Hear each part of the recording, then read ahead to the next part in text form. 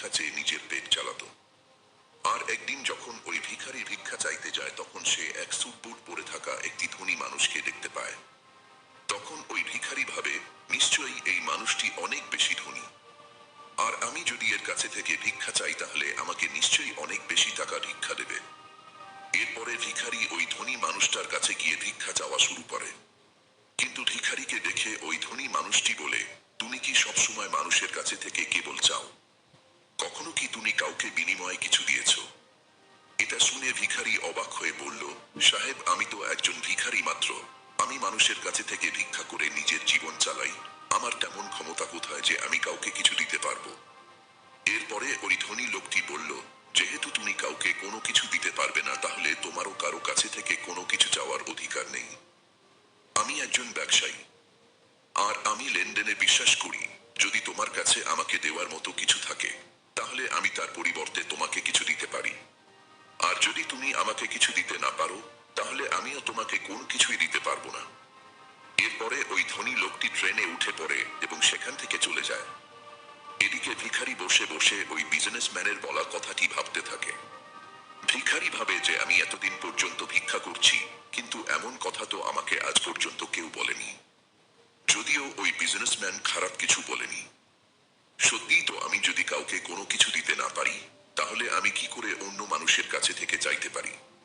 আর এরপরে ওই ভিখারি ভাবে হয়তো এই কারণেই মানুষজন আমাকে বেশি টাকা দিতে চায় না, কারণ ভিক্ষার পরিবর্তে আমি কোনো মানুষকেই কোনো কিছু দিতে পারি না। এরপরে ভিখারি ভাবে, আমি তো একজন ভিখারি মাত্র, আমি অন্য একটি মানুষকে কি বা দিতে পারি?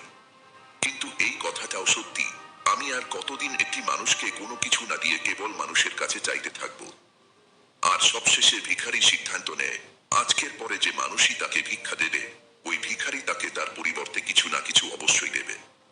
কিন্তু এখন ভিখারির মাথায় শুধু এই কথাটা চলছিল, ভিক্ষার পরিবর্তে সে অন্যদের কি দিতে পারে। আর এই কথাটা চিন্তা করতে করতে 2 দিন পার হয়ে যায়। ওই 2 দিন পর্যন্ত ভিখারি কোনো রকমের ভিক্ষাও করেনি।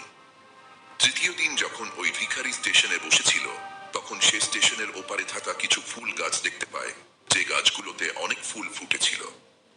এরপরে সে ভাবে, আমি যদি আমাকে ভিক্ষা দেওয়ার পরিবর্তে মানুষকে একটা করে ফুল দিই তাহলে কেমন হয়? এরপরে ভিখারি সিদ্ধান্ত নেয় যে সে আজ থেকে ভিক্ষার পরিবর্তে একটি করে ফুল দেবে। আর এটা ভেবে ওই ভিখারি কিছু ফুল সেখান থেকে চিড়ে নেয়। এরপরে সেই ফুল হাতে নিয়ে ট্রেনে ভিক্ষা করার জন্য পৌঁছে যায়। যখনই ওই ভিখারিকে কেউ ভিক্ষা দিত ওই ভিখারি সামনের মানুষটিকে একটি ফুল দিত, আর ওই ফুলটা মানুষ খুশি হয়ে নিজের কাছে রেখে দিত। এখন ভিখারি প্রতিদিন ফুল ছিঁড়ে নিয়ে আসতো, আর যাদের কাছে থেকে ভিক্ষা নিত তাদেরকে একটা করে ফুল দিয়ে দিত।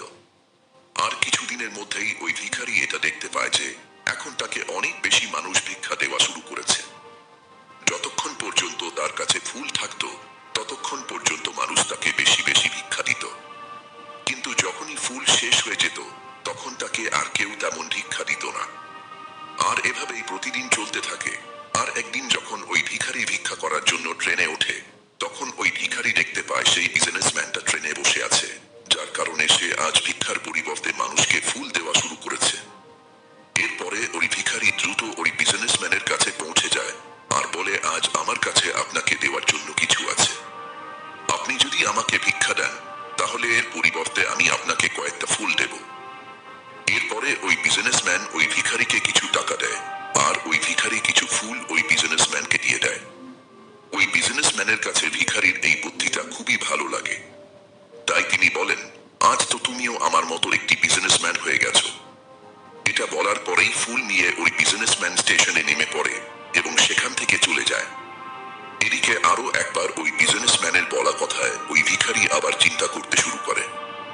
ওই ভিখারি ভাবে যে আমি কি করে বিজনেসম্যান হতে পারি। অনেক ভাবার পরে ওই ভিখারি বুঝতে পারে এখন সেও জীবনে সফল হতে পারবে, কারণ এখন সেও সফলতার রহস্যটা জেনে গেছে। এরপরে ভিখারি ট্রেন থেকে নেমে পড়ে আর জোরে চিৎকার করে আকাশের দিকে তাকিয়ে বলতে থাকে, আমি কোনো ভিখারি নই, আমি হলাম একটি ব্যবসায়ী। আমিও ওই ধনী বিজনেসম্যানের মতো হতে পারবো, আমিও ধনী হতে পারবো। আর যখন চিৎকার করে ভিখারি এই সমস্ত কথা বলছিল চারপাশের লোকজন ওই ভিখারিকে দেখে ভাবছিল হয়তো সে পাগল হয়ে গেছে। আর পরের দিন থেকে ওই ভিখারিকে স্টেশনে আর দেখতে পাওয়া যায়নি। 6 মাস পরে ওই স্টেশনে দুইজন স্যুট বুট পরা মানুষ যাত্রা শুরু করে। দুজনেই একে অপরের। ব্যক্তিটা বলল, আপনি কি আমাকে চিনতে পারছেন? দ্বিতীয় ব্যক্তিটা বলল, জি না, আমি আপনাকে চিনতে পারিনি। আমার মনে হয় আমি আপনার সঙ্গে প্রথমবার দেখা করছি। তখন প্রথম ব্যক্তিটি একটু হাসেন আর বলেন, আমাদের এর আগে 2বার এই ট্রেনেই দেখা হয়েছে। আমি হলাম সেই ভিখারি যাকে আপনি প্রথম সাক্ষাতে বলেছিলেন যে আমাকে জীবনে কি করতে হবে। আর দ্বিতীয়বার যখন দেখা হয়েছিল তখন আপনি আমাকে বলেছিলেন যে আমি আসলে কে। এরপরে দ্বিতীয় ব্যক্তিটিও হেসে ফেলেন আর অবাক হয়ে বলেন, মনে পড়েছে, তুমি তো সেই ভিখারি যাকে আমি একবার ভিক্ষা দিতে মানা করেছিলাম। দ্বিতীয়বার আমি তোমার কাছে থেকে কিছু ফুল কিনেছিলাম, কিন্তু তুমি এই স্যুট বুট পরে কোথায় যাচ্ছ? আজকাল তুমি কি করছো? তখন ওই প্রথম ব্যক্তিটি বলে, হ্যাঁ, আমি হলাম সেই ভিখারি, কিন্তু আজ আমি ফুলের অনেক বড় একজন ব্যবসায়ী। ব্যবসার কারণেই আমি অন্য শহরে যাচ্ছি। এরপরে প্রথম ব্যক্তিটি কিছুক্ষণ চুপ থাকার পরে বলল, আপনি আমাকে প্রথম সাক্ষাতে যে কথাটা বলেছিলেন সেটা আসলে প্রকৃতির একটা নিয়ম। আমরা তখনই কোনো কিছু পাবো যখন আমরা কোনো কিছু দিব। আমি এটা খুব ভালোভাবে অনুভব করতে পেরেছিলাম। কিন্তু তারপরেও আমি সবসময় নিজেকে ভিখারি মনে করতাম। আর এর বাইরে আমি কখনোই কোনো কিছু চিন্তা করিনি। কিন্তু দ্বিতীয়বার যখন আপনার সঙ্গে আমার দেখা হয় তখন আপনি আমাকে বলেছিলেন আমিও একজন বিজনেসম্যান হয়ে গেছি। আর তখন আমি এটা বুঝে নিয়েছিলাম যে মানুষ আমাকে এত বেশি ভিক্ষা কেন দিচ্ছে। কারণ তারা আমাকে ভিক্ষা দিচ্ছিল না, বরং তারা ওই ফুলের মূল্য দিচ্ছিল। প্রতিটা মানুষ আমার ফুল কিনে নিচ্ছিল, কারণ এর থেকে সস্তায় তারা অন্য কোথাও ফুল পাবে না। যদিও আমি মানুষের চোখে একটি ছোট ব্যবসায়ী ছিলাম, কিন্তু নিজের চোখে তখনও একটি ভিখারি ছিলাম। আর আপনার বলার পরেই আমি বুঝতে পারি যে আমিও একজন ছোট ব্যবসায়ী। এরপরে আমার জমানো টাকা দিয়ে আমি অনেক ফুল কিনে নিই আর ফুলের ব্যবসা করা শুরু করে দিই।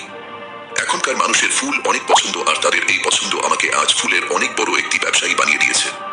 কথা শেষে তারা ট্রেন থেকে নেমে পড়ে এবং নিজের রাস্তায় চলে যায়। কাছে